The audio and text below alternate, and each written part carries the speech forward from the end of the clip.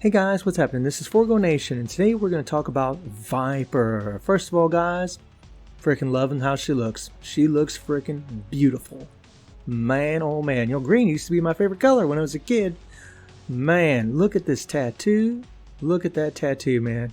Let's get a better view of that. There we go. Whew, that is so cool. Loving the guns. Man, she looks mean, and she is pretty mean. Just get it out of the way, guys. She's probably just going to be mainly a Shadowland character for most of us.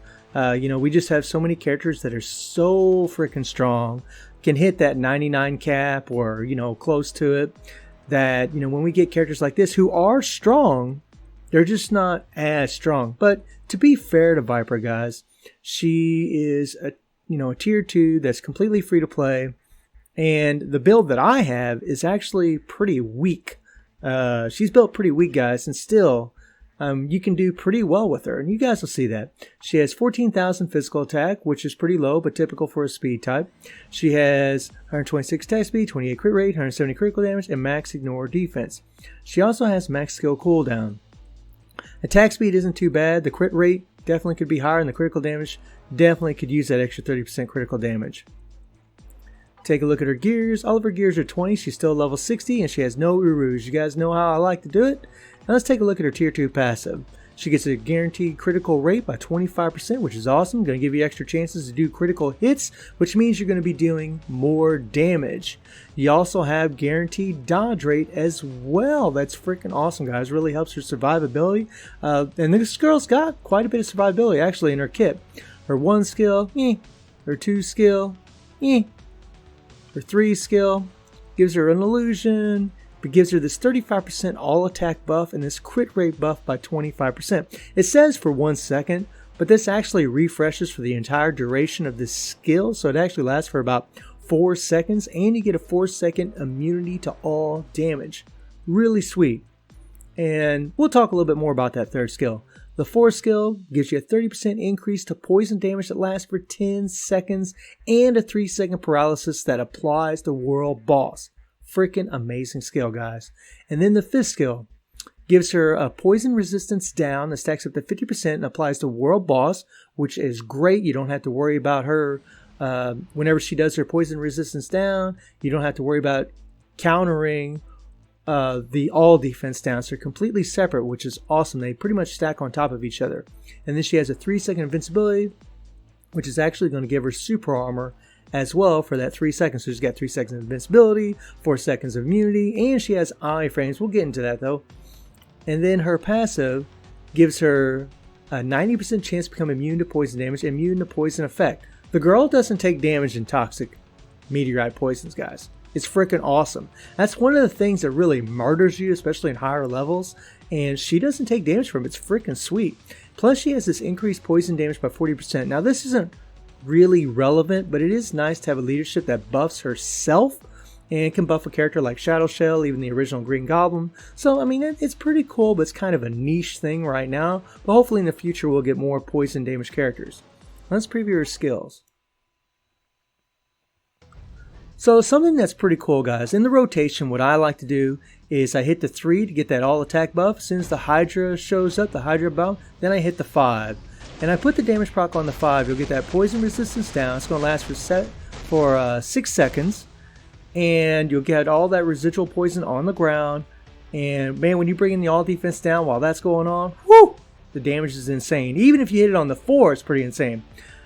And then after I do the 5, then I'll go into the 4. And then she'll paralyze them for 3 seconds and do that nice long hit. And that's pretty much all I do. I don't use the 2 skill, which is actually a really good skill. Nice iframe. You're only vulnerable at the end. Almost an immediate iframe, which is pretty nice. Just a short hesitation. And then the 1 will leave you completely vulnerable. I wouldn't recommend using the 1 skill, guys. So it's just 3, back up. Hydra shows up. Boom, hit your 5th skill. Let that play out. Damage proc on the 5th skill. Then when she shows up, boom, hit your 4. Let that play out. And then you're going to go right back into the 3, 5, 4. Pretty easy. Now, one thing about the 3 is it doesn't have super armor, but the cool thing is she goes into a bit of an iframe. During that iframe, she can't be guard broken, which is nice. At the very beginning, it can be canceled pretty quick because she's standing there, but I mean, the thing is, guys, we play with characters like Rachel and Scarlet all the time. So they're pretty much going to crowd control the characters, so this really isn't a big deal. She's usually going to get this attack buff off, and then you'll be able to go into fifth skill pretty much almost all the time, especially if you got good crowd control strikers. I love that cinematic view, by the way, guys. Very nice. So let's get out of here. I mean, she's a well set up character, man. She's got a lot of good things in her kit. She has a stage 6 Power of Angry Hawk set. And I'm rocking a critical damage with a poison damage, 120% damage proc, guys. Low damage proc, but I did get the poison damage and the critical damage on it. So those are 2 really good stats. And then, of course, no uniform. So, guys, what we're going to do is we're going to take old girl against some world boss action without any all defense down, and then we're going to take her with some all defense down, and we're going to see how she does. Let's rock and roll. Okay, guys, so for the first run, we're just going to use Viper for her leadership, of course, and then we're going to use Shuri for that 45% damage of supervillains and that 35% damage decrease from supervillains. We just got Clea in there just for fun, guys. I started off with the 4 to get that paralyzed, to lock down old Proxima, and then I went into the 5. And I just did the 2 there to try to keep Rachel coming in and doing her mind control. And you see, there we got lucky. The 5 actually did target Proxima. A lot of times what happens with her, with Viper, is it's easy for her skills to get canceled, whether it's the 3 or the 5. Both of those skills can get canceled pretty easy. But again, guys, if you got crowd control strikers, which most of us have Scarlet, most of us, a lot of us have Rachel, it's not really a big deal, because as long as you got the character locked down, the world boss locked down, you can pretty much stay on target. So it's not really a big issue as far as I'm concerned. Now remember, guys, we're level 60, we got 120% damage proc, we have no Urus, just using the 1 support. I mean, this is not bad. It's not terrible by any means. My Rachel doesn't have a damage proc or anything on her. All the damage is coming from Viper. And man, she's just easy to play, guys, and that goes a long way with me. We're going to play this until Proxima gets ready to shoot her spears, and then we'll pause it. But, she's just easy to play. Super, super easy to play. I mean, if you don't got mind control strikers, you can just start with the 4, paralyze the world boss, and then go into the 5. You won't get your attack buff, but with all defense down, it really, honestly, guys, you're going to do a lot more damage incorporating the all defense down, timing it right, than anything with pretty much any character in the game. So, yeah.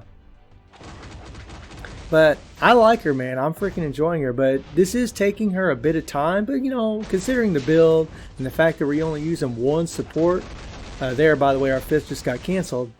It's not bad. It's not terrible by any means. It's good. She's going to be a good Shadowland character.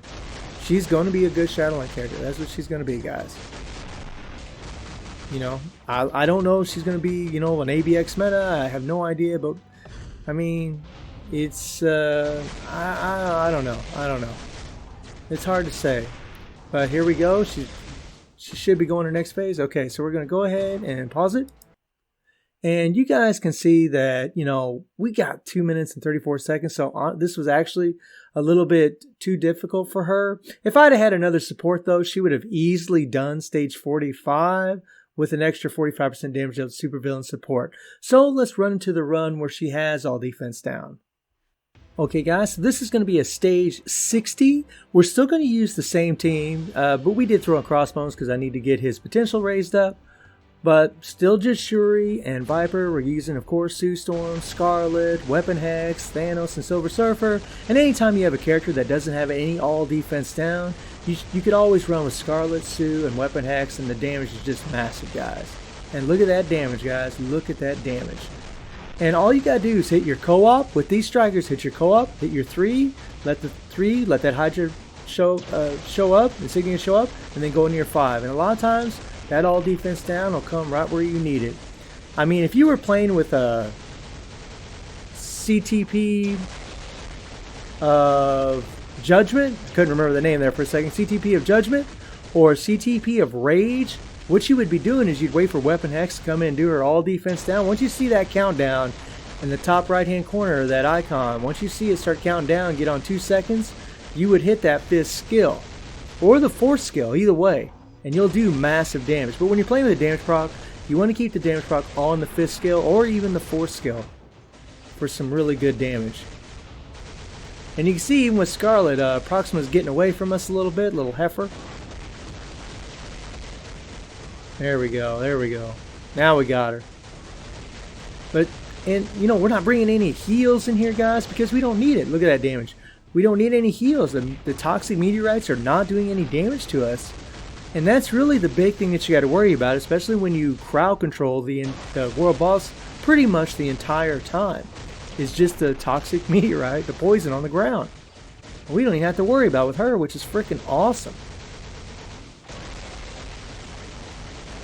Oh yeah, and if you guys notice, man, like, if you set your 5 off whenever Weapon X just comes in, it won't do that much damage. But if she comes in, strikes a little bit, like look at that right there.